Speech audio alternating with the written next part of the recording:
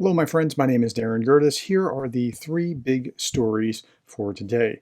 So, as you know, there was this horrific attack in Moscow yesterday, and we didn't know exactly what caused it. At first, people thought it was Ukraine, and then they thought it was a false flag, and then it turned out that ISIS took the credit for it and said that they did it, ISIS-K. So that's where we are. Hamas and others have condemned ISIS-K and what they've done. We saw this where like people were speculating, and this here is Judging Freedom with a former ex-CIA analyst, Larry Johnson, who's talking about the CIA is behind it. Don't believe that kind of nonsense. That's just stupid. Russia, or in Russia, Putin was trying to tie this to Ukraine, and how he's tying it to Ukraine was really awkward. Like we've apprehended these four suspects that were there. We've apprehended actually 11 people, and they were heading back to Ukraine. And I've just got questions about tying this to Ukraine. But he'll use this. I can't tell whether he allowed it or got caught off guard or whatever, but he'll use it in his quest to, push harder on Ukraine, I'm sure, whether that's more military or just what.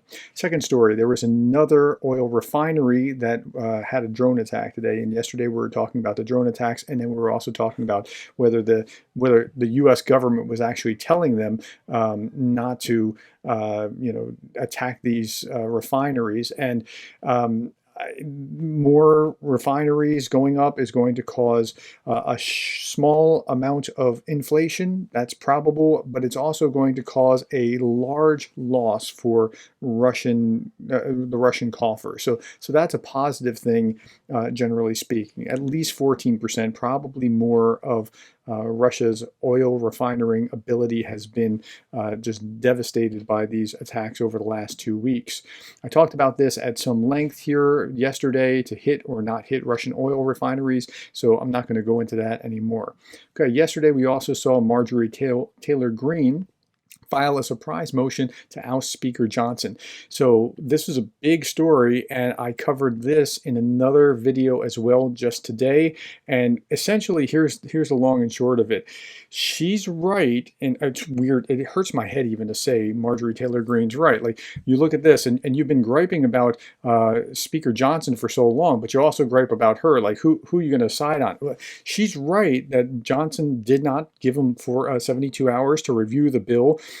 He's been caught not having the bill on time, and he's trying to avoid a government shutdown, but he should have had this as a priority, but he hasn't done it because he's been stalling on Ukraine, and that's taking all of his time. And so that's where we are. It's really interesting to unpack it and try to see where the players actually are and what their arguments are. Okay, I'm not going to belabor that. You can see more if you want to see that. Thank you for your time. Oh, here, before I go. So this is really important too. The House just went on 2 weeks break, so nothing's going to happen with Ukraine aid from the United States Congress for the next 2 weeks at least.